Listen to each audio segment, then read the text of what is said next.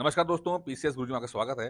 दोस्तों, रोज मैं अपने यूट्यूब चैनल की कम्युनिटी बॉक्स में क्वेश्चंस डालता हूं मैं, जो यूपी पीसीएस से संबंधित बहुत इंपॉर्टेंट रहते हैं। ज़्यादातर करंट अफेयर्स के रहते हैं, साथ में कुछ जीएस के सवाल भी अगर मुझे लगता है इंपॉर्टेंट है, तो वो भी डाल देता हूँ।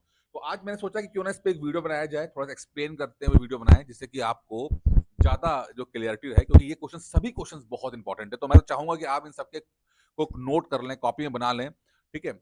तो वो बहुत काम आएगा। तो पहला क्वेश्चन लेते हैं, पहले समझते हैं कि या अभी 23 घंटे पहले क्वेश्चन मैंने डाला था कि पीहू रिसर्च सेंटर की रिपोर्ट आई है। उसमें भारत की प्रजनन दर जो फर्टिलिटी रेट है वो क्या है, ये पूछा गया और ये बहुत ही इंपॉर्टेंट सवाल है। इसको आप मान के चलिए कि इस एग्जाम में 100% आने वाला है। किसी ना किसी एग्जाम में तो आएगा, पीसीएस नहीं तो कोई ना कोई एग्जाम में आएगा।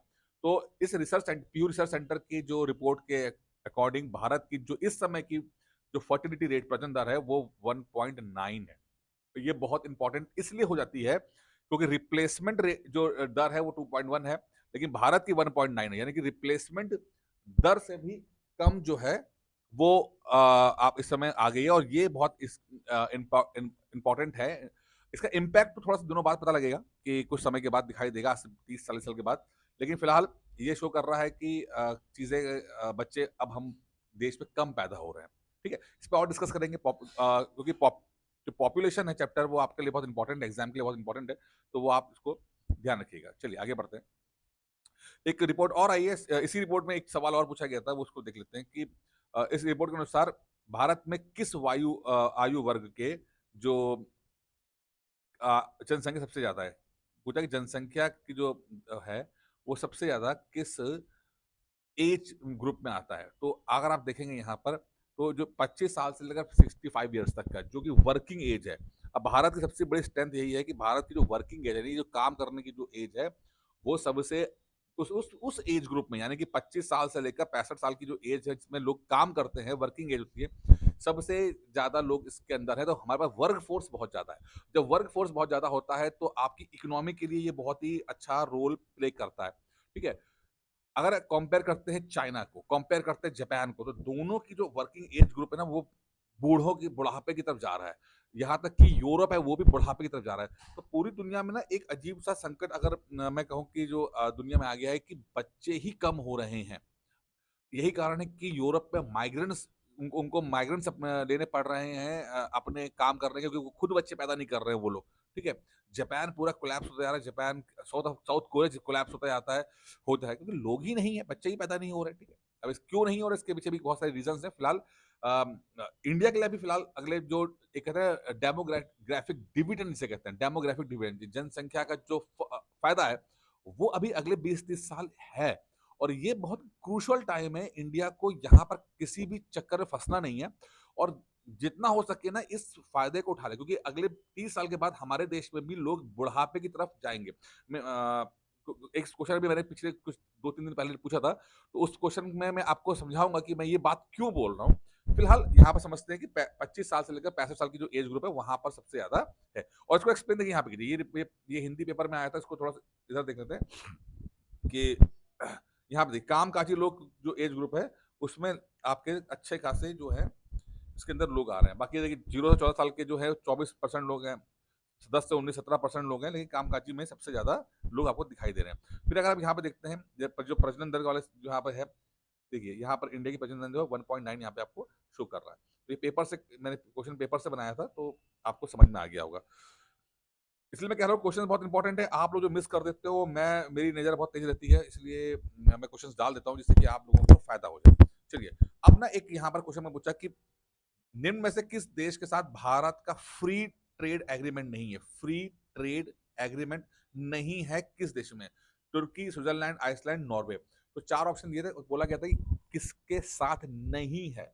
फ्री ट्रेड एग्रीमेंट का मतलब होता है कि भाई आप अपना सामान इंडिया में बेचो, हम आपका सामान जो है आपके देश में बेचेंगे और किसी भी तरह का कोई फालतू का टैक्स बेरियर नहीं लगाएंगे। यानी कि टैक्स लगा सकते हैं, वो हम एग्री कर लेंगे, लेकिन ऐसा नहीं है कि मतलब कि आपने हमारा सामान रोकने के लिए आपने जरूरत से ज्यादा टैक्स लगा दिया, वो सब चीजें नहीं करोगे आप। ठीक है, तो ये फ्री ट्रेड एग्रीमेंट है और हम लोग जो है वो इंग्लैंड से तो कर ही रहे थे, इंग्लैंड का तो पाइपलाइन में रखा ही है, लेकिन अभी फिलहाल जो एग्रीमेंट है उसमें तुर्की से कोई भी हमारा एग्रीमेंट नहीं है।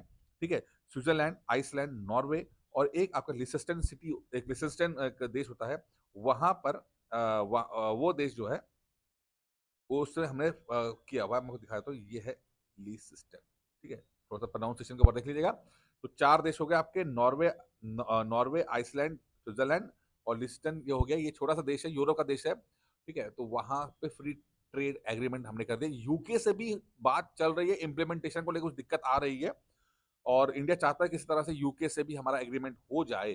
ठीक है, इनफैक्ट यूरोपियन यूनियन से भी हो जाए, ये भी इसके लिए। तो इसमें भी जो मोदी जी भी जा रहे हैं, कनाडा जा रहे हैं G7 की मीटिंग में, तो वहां पर जो है बीच में वो ग्रीस में, साइप्रस में रुकेंगे। तो अगले साल क्या है ना, साइप्रस जो है वो इकोनॉमिक यूरोपियन यूनियन का अध्यक्ष होने वाला है। तो अध्यक्ष होने के चक्कर में क्या है कि फ्री ट्रेड एग्रीमेंट की संभावनाएं बढ़ सकती हैं। खैर, इस पर मैं बाद में बात करूंगा, लेकिन फिलहाल आप देख लीजिए। जो ये क्वेश्चन मैंने यहाँ से पिक किया था, ये देख लीजिए, आप देख रहे हैं ये पेपर। यूरोप के 4 देशों के साथ भारत का फ्री ट्रेड एग्रीमेंट हो गया है। ठीक है, और इसमें आप देखिए स्विट्जरलैंड, नॉर्वे, आइसलैंड और लिस्टन। ठीक है, यहाँ पे ये क्वेश्चन है। तो ये पेपर में जो आया था, मैंने आपको यहाँ पे क्वेश्चन दे दिया। मैं आपको प्रूफ दे रहा हूँ जैसे कि ना, कि आप थोड़ा सा समझ पाओ कि यार, क्योंकि आप लोग मिस कर रहे हो तो मैं नहीं मिस नहीं करता। अब एक क्वेश्चन बहुत इंपॉर्टेंट जो आया है, इसको समझते हैं। ये है वर्ल्ड बैंक की रिपोर्ट।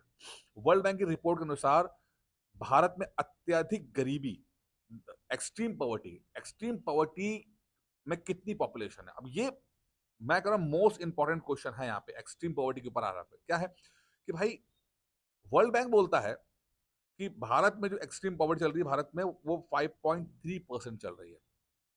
यानी पिछले 10 सालों में, यानी कि सन 2011 से 2021 तक में भारत ने लगभग 27% से घटाकर 5.3% जो है वो गरीबी, एक्सट्रीम पॉवर्टी में लिया है। यानी आप देखो कितना बड़ा ड्रॉप है। 27% से घटाकर 5.3% ले आए हैं, और वो भी विद इन 10 ईयर्स, यानी 2011 से लेकर 2021 तक। और अभी अभी 22 का है, 23-24 का डेटा भी आया नहीं है। ठीक है, तो अत्यधिक गरीबी का मतलब क्या होता है, इसको समझते हैं, क्योंकि वो भी क्वेश्चन एक बनेगा, और मैंने वो क्वेश्चन दिया नहीं है, इसलिए मैं आपको यहाँ रिमाइंड कर रहा हूँ कि वो क्वेश्चन मैं यहाँ पे कर नहीं पाया, भूल गया था। अत्यधिक गरीबी का जो जो मार्क रखा है, वो वर्ल्ड बैंक ने रखा है कि $3 मार्क रखा है। ₹3 का वो एक्सपेंडिचर पर डे कर पाए, ऐसे व्यक्ति को हम लोग कहते हैं। अगर वो कर नहीं पा रहे हैं तो वो अत्यधिक गरीब है। ठीक है, तो ये उनका है। पहले $2 था, फिर पहले $2 हुआ करता था, फिर आपका 2.15 हो गया था आसपास। अब जो है वो आपका $3 हो गया है। तो $3 बहुत इंपॉर्टेंट है, उसको जरा ध्यान रखिएगा। एक छोटा सा ऐसे ही क्वेश्चन है, जो एप्पल है, एप्पल की कंपनी का एक कंप्यूटर होता है, उसका नाम होता है मैक। तो मैक को जो डिजाइन बनाने वाले व्यक्ति हैं, ठीक है, बिल एटकिंसन जो है, वो एक्सपायर कर गए, डेथ हो गई उनकी। तो आप यहाँ पे देख सकते हैं बिल एटकिंसन है। और एप्पल जो है वो जाना ही जाता है इस बात को लेकर कि उसके जो प्रोडक्ट है वो बहुत खूबसूरत है। स्टीव जॉब्स जो मालिक रह चुके हैं, वो इस बात पर विशेष ध्यान देते थे कि उनका जो प्रोडक्ट है वो विशेष रूप से खूबसूरत दिखाई दे। ठीक है, खैर स्ट्रीट टॉक के बारे में भी बाद में डिस्कस करेंगे, फिलहाल आगे बढ़ते हैं। अभी एक स्पोर्ट्स से ले लेते हैं क्वेश्चन। फुटबॉल नेशन लीग 2024-25 का चैंपियन कौन है। एक नया टूर्नामेंट स्टार्ट हुआ है, 2018 से ही एक टूर्नामेंट स्टार्ट हुआ है यूरोप के अंदर। इसको कहते हैं फुटबॉल नेशन लीग लीग कहते हैं। यूरोप के अंदर होता है, और ये दो साल में एक बार होता है। ठीक है, ध्यान रखिए, 2 साल में एक बार। तो 24-25 में खेला गया। इस इसका चैंपियन जो है वो बने हैं पुर्तगाल। फाइनल में पुर्तगाल ने स्पेन को पेनल्टी में हराया है 5-3 से हराकर चैंपियन बना है फुटबॉल नेशन लीग का। ठीक है, आगे बढ़ते हैं। टेनिस टेनिस टूर्नामेंट जो है हमारा फ्रेंच ओपन जो हुआ अभी, इस साल का जो फ्रेंच ओपन हुआ है, जो कि क्ले मिट्टी पे, यानी कि लाल बजरी पे खेला जाता है, और मुश्किल से मुश्किल माना जाता है इसको, क्योंकि बहुत ज्यादा मेहनत लगती है। इसका अभी जस्ट अभी जो है वो खत्म हुआ है। और इसके चैंपियन जो बन के आए हैं, वो सवाल पूछा गया। तो इसके जो चैंपियन बन के आए हैं, वो आपके आए हैं कार्लोस अल्क्राज। अल्क्राज जो है आते हैं स्पेन से, और स्पेन के से बने हैं, और ये आई थिंक दूसरी बार बने हैं, और इन्होंने फाइनल में वर्ल्ड नंबर 1 जेनिक सिनर को हराया है। ठीक है, तो ये बहुत अच्छा मैच हुआ था, काफी 5 सेटों में चला मैच, मजा आ गया मैच देखकर। तो फ्रेंच ओपन के चैंपियन जो हैं वो है अल्कराज, जिन्होंने फाइनल में सिनर को हराया था। तो ये एक छोटा सा मैंने 3 दिन का अभी करंट अफेयर्स लिया है। अगला वीडियो में मैं इसके आगे भी लेके आऊंगा। ये वीडियो कैसा लगा आपको? अगर आपको पसंद आया है तो लाइक कीजिए, चैनल सब्सक्राइब कर दीजिएगा, और कुछ अपना इनपुट देना चाहते हो तो प्लीज अपना इनपुट दीजिए, जिससे कि मैं इसमें और सुधार कर सकूं। धन्यवाद।